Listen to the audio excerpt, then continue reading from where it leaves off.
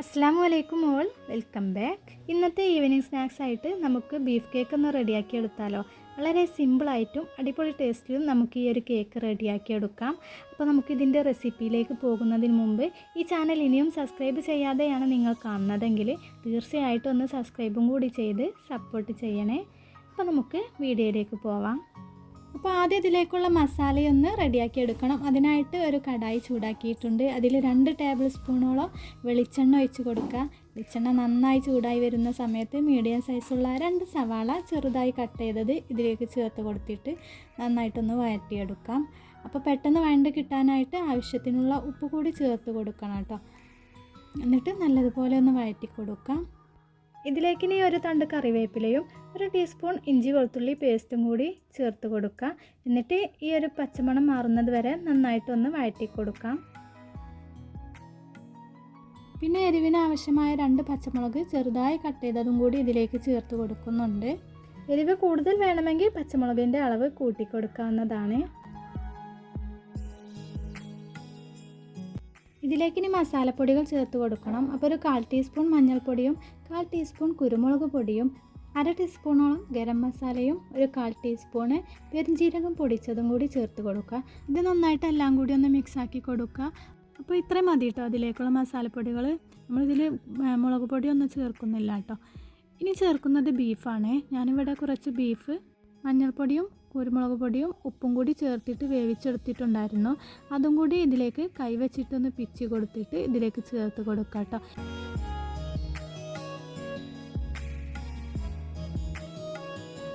എല്ലാം കൂടി നന്നായിട്ട് ഒന്നുകൂടി ഒന്ന് മിക്സാക്കി കൊടുത്തിട്ട് ചെറുതായിട്ടൊന്ന് ചൂടാക്കിയെടുക്കുക. ഇനി ലാസ്റ്റായിട്ട് ഇതിലേക്ക് കുറച്ച് മല്ലിയിലയും പിന്നെ 1 ടീസ്പൂണ് ചില്ലി ഫ്ലേക്സും കൂടി ചേർത്ത് കൊടുത്തിട്ട് നന്നായിട്ട് ഒന്നുകൂടി ഒന്ന് മിക്സാക്കി കൊടുക്കാം. അപ്പോൾ നമ്മുടെ കേക്കിലേക്കുള്ള ഫില്ലിങ് ഇവിടെ റെഡിയായി. ഇനി ഇത് തണുക്കാൻ വേണ്ടിയിട്ട് മാറ്റി വെക്കാം. അപ്പോൾ ആ ഒരു സമയം കൊണ്ട് ഇതിലേക്കുള്ള മുട്ടയുടെ മിക്സ് ഒന്ന് റെഡിയാക്കി എടുക്കണം. അതിന് വേണ്ടിയിട്ട് ഇവിടെ ഒരു മിക്സിയുടെ ജാറിലേക്ക് ഞാൻ 5 കോഴിമുട്ടയാണ് കേട്ടോ പൊട്ടിച്ചൊഴിച്ച് കൊടുക്കുന്നത്. ഇത് ചെറിയ മുട്ടയായതുകൊണ്ട് 5 എണ്ണം എടുത്തിട്ടുണ്ട്, അല്ലെങ്കിൽ 4 എണ്ണം മതിയാവും കേട്ടോ. ഇനി ഒരു 1/4 കപ്പോളം മൈദാമാവും കൂടി ഇതിലേക്ക് ഇട്ട് കൊടുക്കാം. ഇനി ഒരു 1/2 ടീസ്പൂൺ കുരുമുളക് പൊടിയും കൂടി ചേർത്ത് കൊടുക്കുന്നുണ്ട്.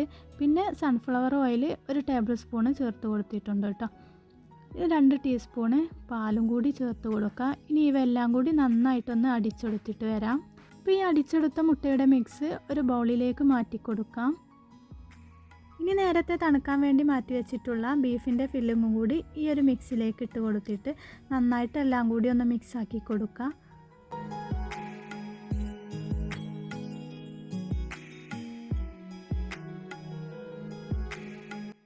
അപ്പോൾ നമ്മുടെ കേക്കിൻ്റെ ബാറ്റർ ഇവിടെ റെഡി ആയിട്ടോ. ഇനി നമുക്ക് ഈ കേക്കൊന്ന് ബേക്ക് ചെയ്തെടുക്കാം. അതിനായിട്ട് ഇതുപോലത്തെ ഒരു സോസ് പാനാണ് കേട്ടോ എടുത്തിട്ടുള്ളത്. അതിൽ 1 ടീസ്പൂൺ നെയ്യ് ഒഴിച്ച് കൊടുത്തിട്ട് ഒന്ന് ബ്രഷ് ചെയ്തെടുക്കുന്നുണ്ട്. ഇനി കേക്കിൻ്റെ ബാറ്റർ മുഴുവനായിട്ട് ഇതിലേക്ക് ഒഴിച്ച് കൊടുക്കാം. ഇതിന് ശേഷം ഇപ്പോൾ ഈ മുട്ടയുടെ മിക്സ് ഈ ഫില്ലിങ്ങിൻ്റെ മുകളിലാകുന്ന രീതിക്കൊന്ന് കവർ ചെയ്തെടുക്കാം.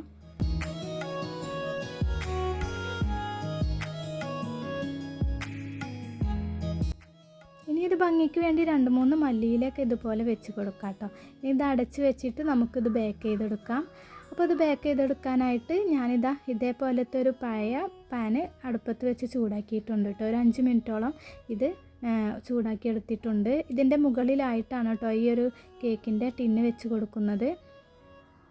ഇങ്ങനെ ആകുമ്പോൾ അടിക്ക് പിടിക്കാതെ കരിഞ്ഞു പോകാതെ നമുക്ക് കേക്ക് റെഡിയായി കിട്ടും കേട്ടോ.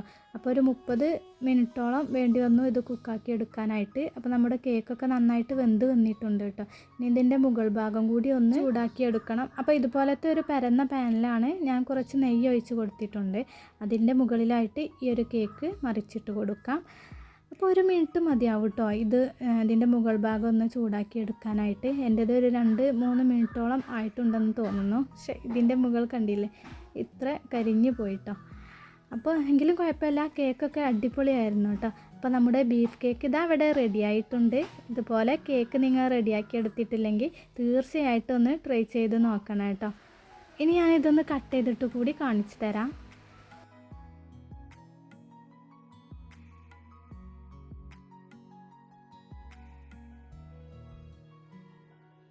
അപ്പോൾ ഇതാ കണ്ടില്ലേ, ഇതിൻ്റെ ഉൾഭാഗമൊക്കെ നന്നായിട്ട് തന്നെ വെന്ത് വന്നിട്ടുണ്ട് കേട്ടോ. അപ്പോൾ ബീഫ് ഉണ്ടെങ്കിൽ നമുക്ക് വളരെ പെട്ടെന്ന് തന്നെ ഉണ്ടാക്കിയെടുക്കാൻ പറ്റുന്ന ഒരു കേക്കാണിത്.